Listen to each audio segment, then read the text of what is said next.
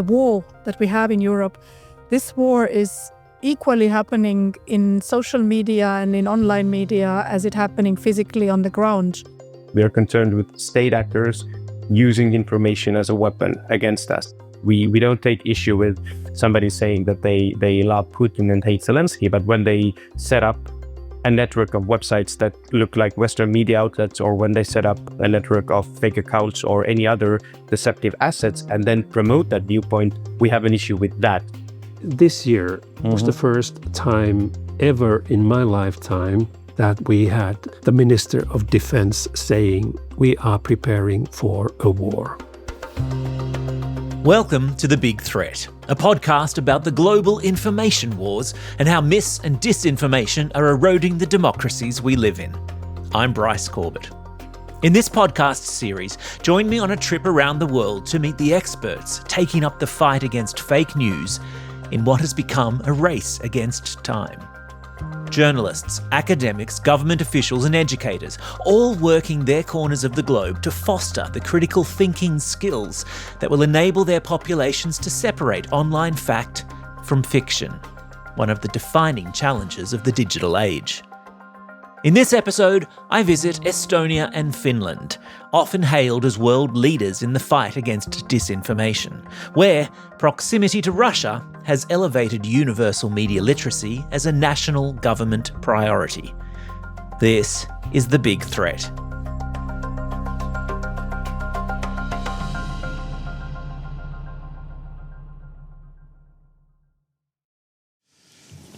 Good afternoon, distinguished members of the media. The spread of hatred and lies online is causing grave harm to our world. Misinformation, disinformation and hate speech are fueling prejudice and violence, exacerbating divisions and conflicts, demonizing minorities, and compromising the integrity of elections. Today, in June 2024, United Nations Secretary-General Antonio Guterres released the UN's Global Principles for Information Integrity. In a 30-minute address, he outlined the 5 pillars that he described as solutions to the information credibility crisis gripping all nations of the globe, warning that the world was at a crossroads. Threats to information integrity are not new, but they are proliferating and expanding with unprecedented speed on digital platforms and supercharged by AI technologies. Science, facts, human rights, public health, climate action are under attack. And when information integrity is targeted, so is democracy. As we'll discover in this episode, there's arguably nowhere that the threat is taken more seriously than the countries of Estonia and Finland. Last episode, I was in New York. 24 hours later, I find myself in Tallinn, the capital of Estonia, suffering from a mild bout of cultural whiplash. From the bustle and bright lights of the city that never sleeps to the decidedly sleepy capital of a tiny nation wedged between Russia and the Baltic Sea. I have an appointment at the Estonian Parliament to meet with Stella Saarts, a government advisor specialising in media literacy, and I'm scheduled also to meet with Estonia's Education Minister Kristina Kallas to talk about how and why their country has become one of the global leaders in media literacy education. It's freezing cold in Tallinn, about -4 degrees. The skies are grey and people moved as hunched, hurried figures across Tallinn's beautiful old town square. As I prepare for my meetings, I research Estonian history and learn it's been what the history books euphemistically refer to as turbulent. Passed like a football between the Swedes, Germans and Russians for much of its modern history, Estonia has only been independent since 1991. Most immediately before then, it was part of the Soviet Union, ruled by Russia, a country that still looms large, literally and figuratively. St. Petersburg is just under 300 kilometres away to the east. Russian is still spoken by almost half the Estonian population. And with the Russia-Ukraine war being waged just over 1,000 kilometres to the south of Tallinn, The threat of Russian propaganda, not to mention the influence on the local population of the famed Russian troll factories which spit out disinformation designed to destabilise Western democracies, is ever present. Estonia's Education Minister, Kristina Kallas. In a current moment in Estonia, the importance comes from the fact that we are neighboring with a country that has a geopolitical ambitions that go against the interest of other European nations. And this warfare that we see in Europe, the war that we have in Europe, this war is equally happening in social media and in online media as it happening physically on the ground. So ever since Second World War, when the propaganda was established and discovered and used extensively, it's not that it was first time used, but it was used extensively to influence and manipulate masses of people. This is now multiplied by millions and billions of people because you can reach instantly, very quickly, very fast to hundreds of millions of people. And this is an important warfare machine. And Russia is using it extensively. For years now, Estonia has been held up as one of the world leaders when it comes to universal media literacy education. And it's something they teach from the cradle to the grave. What media literacy lessons do Estonian children do at school? Reading exercises start, which is pretty much from the first grade. Media as a place where you have texts is introduced. So you read media excerpts in the reading classes. It's one of the type of the texts that you learn to recognize. So you have, literary text, you have media text, you have oral text, Istana oral conversation. So all type of texts. And we also include media text from the very early. And also in upper secondary school, there is a course which is called Media and Influence. In social sciences subjects, the students have to study this in upper secondary school. They all have to go through the Media and Influence course. Also in our national examinations, we include media text as a part of the literacy examination. Estonian government media literacy advisor Stella Saarts says the reasons her country folk are so alive to the threat of disinformation are deep-seated. I always remember my own father telling me about his father, so my grandfather, how they would, in Soviet times, would watch news. The whole family had to gather to watch the TV. And then my grandfather would be basically just telling them, okay, now they're telling this, but actually what they mean, what they're not saying. Right. So this is something so deep. In the same way that media literacy crosses all government ministries in Estonia, it's also woven into every subject at school. There is more and more those media literacy experts who are actually writing articles for teachers on how to, include media literacy even in sports. Because there's so much information on TikTok, controversial information concerning body image and all that stuff. Given their history and their proximity to Russia, all Estonians assume a semi-permanent war footing, according to Stella. And that includes an institution called the Women's Voluntary Defence Organisation. According to its website, it's a state-funded organisation that, and I quote, teaches its members to handle and cope with unexpected circumstances, unquote.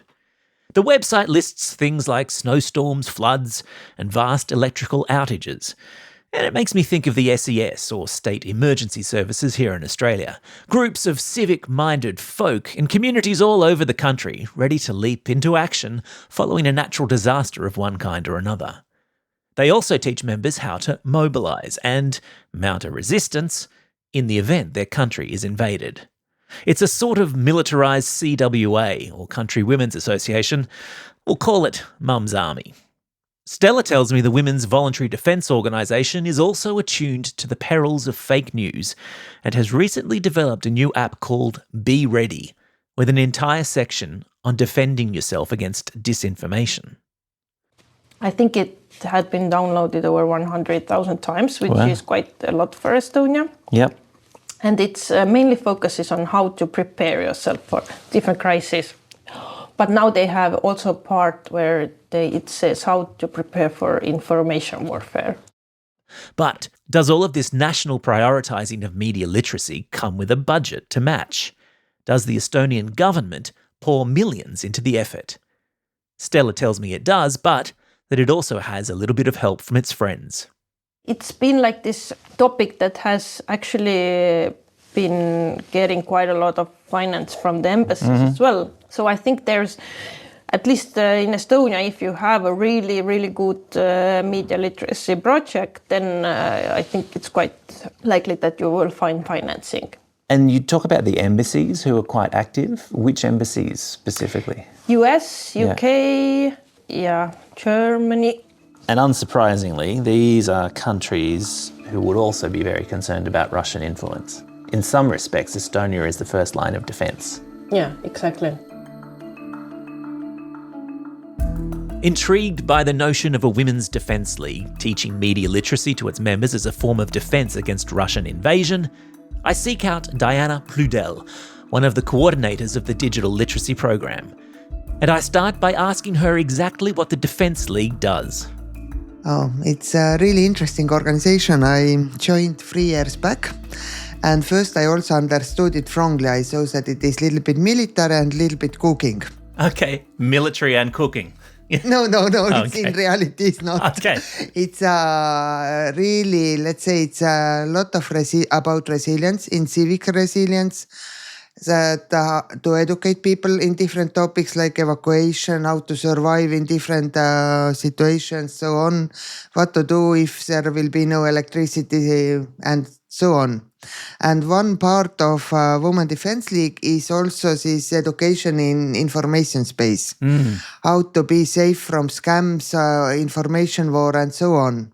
It is organization where are like 4,000 volunteer members. Wow. Over Estonia. We have like more than 100 small communities in different cities, in different towns.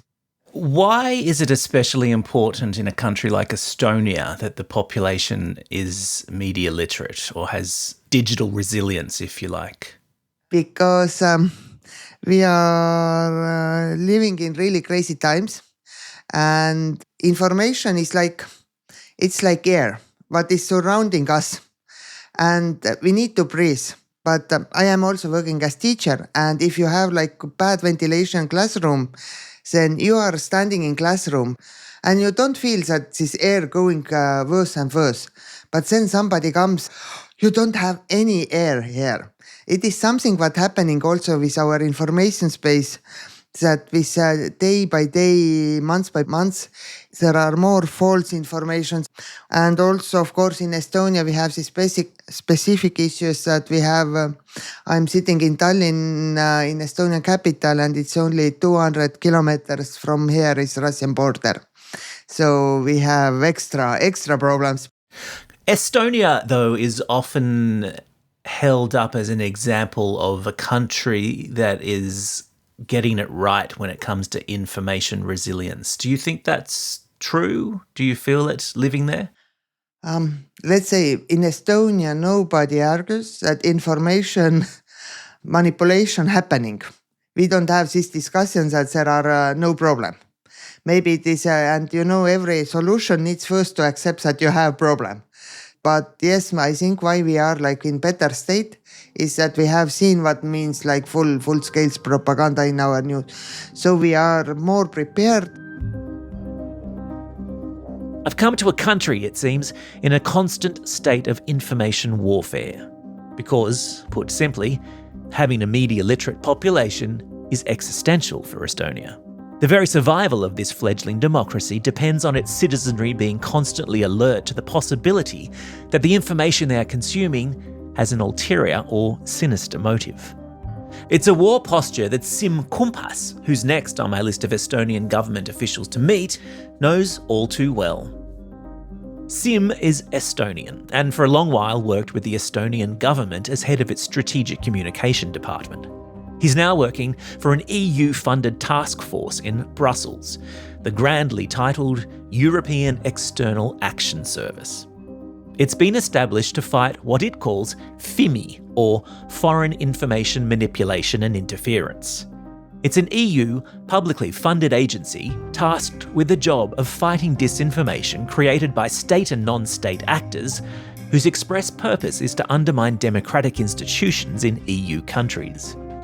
Sim's work and that of his agency is considered so important to the health and security of the European Union and its 27 member countries that it has an annual budget in the hundreds of millions of euros.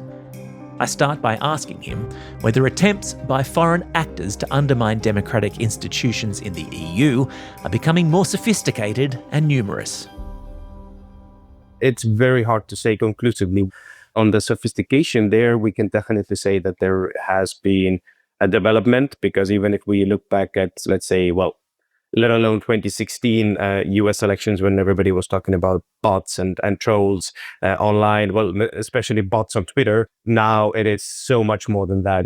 We're talking about multi-platform, elaborate operations, often that go hand in hand with cyber operations, include hacks and leaks. Also, using local actors, proxies, paying local companies to pay for them, be it PR companies or companies offering digital services, because most of the malign stuff we're talking about takes place on Western infrastructure, on Western platforms, on using Western app stores, using Western payment methods, using all of that. So they are really co-opting our own tools that are built for our audiences, and we're not so far doing a whole lot to stop them.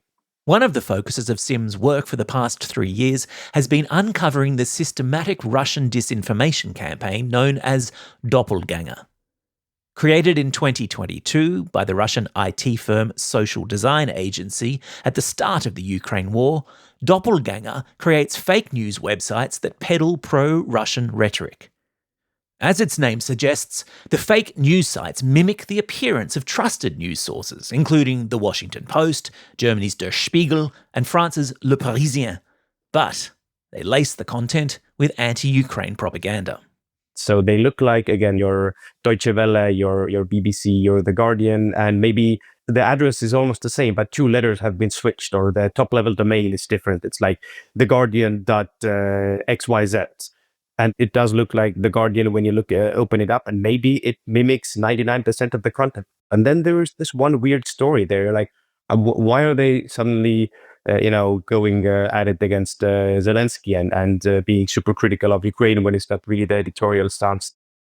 And while media literacy education can go some way to training us to think critically about the information we're consuming online, it has its limitations, according to Sim. Not least because of the amount of money that is being spent by state actors like Russia to warp the way we think. I mean, the way our brains are built, we are not questioning everything we're fed. So that's one of the kind of the bottlenecks of media literacy, which I'm a huge supporter of. But media literacy just cannot solve everything, because we are up against an asymmetric industrial scale actor. When they are boring, literally, Russia is investing way over a billion with a B annually in its state-controlled outlets, and that's only the public part that they acknowledge and say out loud. We can only guess how much they invest in their intelligence services and so forth. It is too much to expect of a single individual to be able to stand up to all of that. Helping Sim and his crack team of disinfo busters in Brussels is the EU's landmark legislation, the Digital Services Act. Adopted by member countries in 2022, the Act provides continent-wide legal underpinning for everything from cyberbullying to truth in advertising. It has special carve-outs too for the protection of EU citizens from mis- and disinformation. And it seems it may have some teeth. In early April 2025, the New York Times reported that Elon Musk's social media platform X was facing a potential €1 billion fine under the Digital Services Act for facilitating the spread of illicit content and disinformation. In a case expected before the courts sometime later this year, the Times reported that the fine would be the first of its kind under the Digital Services Act and could be followed by a second EU investigation into whether X's hands-off approach to policing user-generated content had made it a hub of illegal hate speech and disinformation, all of which is welcome news to Sim Kumpas, but only underscores the need to make populations more resilient. We cannot make Russia stop using information as a weapon. It's way too crucial for them. So, we can impose all the sanctions against them. We can do everything, stand on our heads. They will never stop. So we can only talk about either making ourselves stronger, so build resilience, or slowing them down, making it more costly and more difficult for them to come at us, hence sanctions and so on. When it comes to resilience building, I always say that the first element there is threat level awareness. So we need to have this realistic threat level awareness. If people don't realize that there is something threatening us, they are not motivated to take any action. Your governments are not motivated to set up units, allocate funding, and so on. And I think in Estonia, we're in a way cursed and blessed by having Russia next to us, in the sense that it is literally existential. If the Baltic state of Estonia is on full-scale war footing when it comes to information literacy, or, as Stella characterised it, the first line of defence in the battle against Russian disinformation, the neighbouring Nordic states could well be said to be providing the all-important backup. And that's why I'm about to head across the Baltic Sea for my next stop, Finland. It's a cold Thursday evening in Helsinki, and I've just attended a conference of Nordic media literacy experts. The convener, Kari Kivinen, is something of a legend in the mis- and disinformation space in this part of the world. In his academic, bookish way, he's forged a path for media literacy in a country that is regularly held up as one of the most media literate in the world. Because there's a league table, you see, an annual ranking of countries and how media literate they are. It's called the Media Literacy Index, and it's produced every year by the Open Society Institute in Sofia, Bulgaria. It's a non-profit funded by billionaire financier George Soros, whose goal is the preservation of democracy across Europe. And for the past few years, Finland has consistently taken out the number one position on that league table, which accounts for the fact that whenever a news crew is looking to illustrate how countries are tackling the scourge of mis- and disinformation, they all make a beeline for Finland. In a school in Helsinki, students are learning to decipher adverts. Media literacy is part of the education system in Finland. Being able to spot fake news, scams and disinformation are considered essential skills. Intrigued by Newshounds, our very own primary school media literacy resource, Kari has asked me to present to the conference of Scandinavian media literacy experts, sharing the Aussie experience. Given the leaps and bounds in front of Australia that the Nordic countries are when it comes to media literacy, it felt a little bit like taking coal to Newcastle.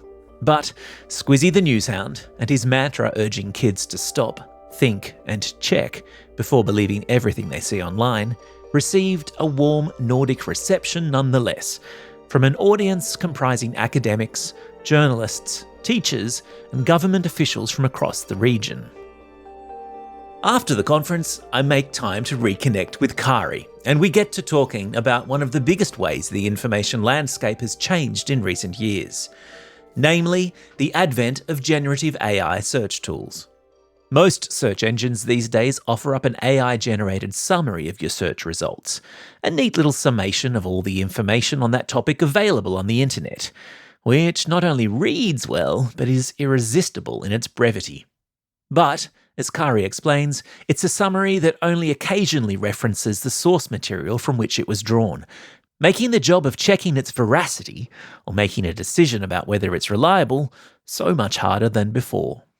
Instead of having 1 million hits, we have one answer which sounds perfect, which looks correct, which is feeling professional.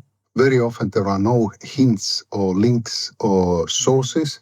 And actually nowadays, young people and we all need even better digital information literacy skills to check the accuracy of online outputs. Where did the AI find this information? Is it based on reliable journalistic media? Is it based on science? Is it based on what? Kari tells me the Finnish education system, like Estonia's, has for years now been incorporating media literacy lessons into every subject from kindergarten to high school. But he adds the urgency of the task has ratcheted up in recent years since Finland joined NATO in 2023 in response to Russia's invasion of Ukraine, a development which angered its large neighbour to the east, not least because for significant parts of its recent history, Finland was a part of Russia. Only very recently, let's say 3 years ago, 2 years ago, we have started to speak about necessity to develop the resilience against Russian disinformation. We were kind of good neighbors in the past, and actually we didn't have this kind of threat we have now. I tell Kari that in Australia, a law will be introduced later this year banning under 16s from social media. He tells me that many other countries have tried the same thing and failed, and that, irrespective, in Finland, the responsibility still lies with the school system to ensure children are properly skilled up for a digital future. In Finland, pupils are pretty autonomous. So most of the 7-year-olds who are going to school have their own smartphone. And they are using it also in the school. And there is now a lot of discussion on that schools should ban the use of smartphones. But that doesn't take away the responsibility of the schools to teach digital skills for the pupils, and also the responsible use of digital devices. And when it comes to the question of how young is too young for kids to start to be taught media literacy, Kari says it's an education that has started under our very noses already, without most parents even noticing it. When children are coming to school, early education at the age of 4 or 5, they are heavy users of different types of media. They have seen all the Disney films. They have seen thousands of advertisements. They have been listening all kind of music, children's music, playing with computer games. And we have noticed that it's important that we are starting to discuss the media consumption in the early age. Importantly, he says, the prevailing school of thought in the circles in which he moves is that children should be taught to think critically about the content they are consuming online whilst they are still in primary school, well before they get their hands on a smartphone. I've been trying to sell this for many countries in Europe, and they think that in very many places it's kind of idea that this kind of media information is suitable for, let's say, starting from age of 12, that we should not burden little children with this kind of things.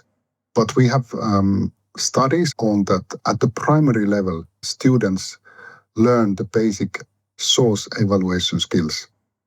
And of course, they are improving in the secondary school and upper secondary school. But actually, the pupils at the age of 12 are already quite capable of doing a lot of analysis and evaluations. In 2016, Finland was ranked 3rd in the world for the number of newspapers per capita.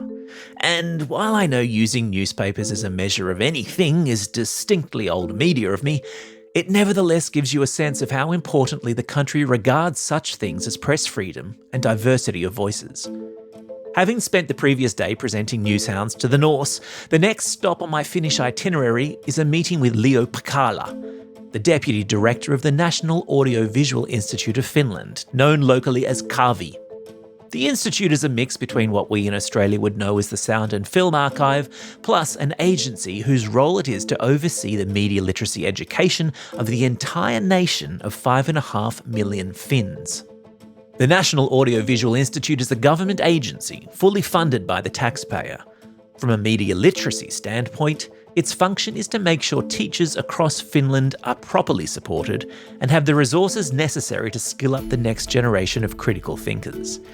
And so I ask Leo, given how important is the role of teachers in this equation, is it a profession that is properly valued in Finland? And crucially, is it well paid? One thing which is very special in Finnish education system also is that we have highly qualified teachers. So to get permanent teaching position, you need Yes. to have a master's degree. Yeah, right. So very high caliber Very high candidates caliber. Yes, coming yes, through to become teachers. and Yeah, put the up teacher there. position is still valued as something like as an important job. In 2024, the Finns elected a new president after a campaign in which all candidates tried to outdo one another with their hawkishness towards the Kremlin. The Ukraine war was in its second year, NATO membership had just been achieved, and the long border Finland shares with Russia was temporarily closed. A one-time Russian territory had performed a full 180, and now it was preparing its people for the consequences. In 23, we got a new government, the current government, which is this right-wing conservative, partly populistic government. But anyway, in their government program for their 4-year term, they talk about media literacy in relation to enforcing social resilience of people in Finland. Okay. And what does that mean exactly? Well, it's... Okay, this is not the official version, but and officially, if I'm really blunt, it means preparation for war or crisis. And you alluded before to your geography, and obviously being situated it is, yeah, and 1,300 miles of border that you share with Russia. Yeah, so literally this year was the first time ever in my lifetime that we had the Minister of Defence saying that we are preparing for a war. Wow. So since the Second World War, the discourse has always been about defense. So we are preparing to defend ourselves. We have defense forces, so we don't actually literally call it army, but we have defense force. Now the discourse really has changed since we joined the NATO and, of course, the war in Ukraine. And in that sense, media literacy has been and is seen as one of the means for strengthening the society as a whole. And it means that people should be more prepared. If they're more media literate, they would be more prepared and resilient against disinformation and misinformation. Has there been a crossover? I mean, is the Ministry of Defence at all involved in the work you're doing? Last year we actually did 2 pilot courses in the Finnish military academy for the future officers. So we were teaching media literacy for the officers. And, as with any good war, just as they are assuming a defensive pose in Finland, they're also not averse to launching the odd counterstrike. In 2023, on the occasion of World Press Freedom Day, the editor-in-chief of Finland's main daily newspaper, the Helsingin Sanomat, announced his newspaper had found a way to circumvent Russia's censorship of its reporting about the war in Ukraine by sneaking inside the online game Counter-Strike, popular among Russian men of an enlisting age. The Helsingin Sanomat, HS.fi, is the biggest national daily newspaper. It's the biggest newspaper in Finland by far. And they've always had certain part of their material in English and also in Russian, because we also have about 90,000 Russian-speaking people in Finland. So when Russia started to cut the access to their content, because they were, of course, publishing their journalist view of what was going on in Ukraine, which wasn't the official version of the Kremlin. So they cut off the access to that. So then somebody got an idea that they knew that there were huge number of, especially young men, playing Counter-Strike in Russia. Right. So they developed a secret room inside Counter-Strike. We found some partners and we created our own map and a city. And you will find there a secret room. You got into a secret room where you got news in Russian. Wow. And we provide them our own articles, our own documentation. About what was going on in Ukraine. Sourced by the Finnish Sanomat. newspaper. Yes, yeah. Amazing. That's so clever. When I first started researching media literacy best practice in other countries, all internet searches led to Finland. And now, having been there and met some of its main protagonists, I can understand why. Via a combination of truly valuing education and the teaching profession more generally, plus dedicated government funding to ensure media literacy is taught to kids at school, Finland has developed an enviable reputation for having one of the most media literate populations in the world. Its media literacy crusade has now been turbocharged by dint of its geography. And, like Estonia across the Baltic Sea, which also shares a border with Russia, has seen it assume a kind of information war footing.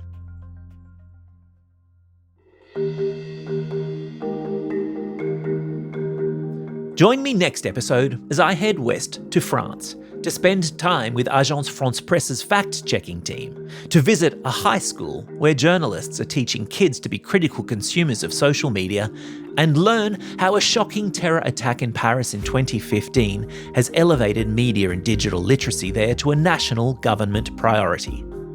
After this attack, some of the teachers said that they were facing children saying something like, Charlie Hebdo, these people were killed, but they have deserved it.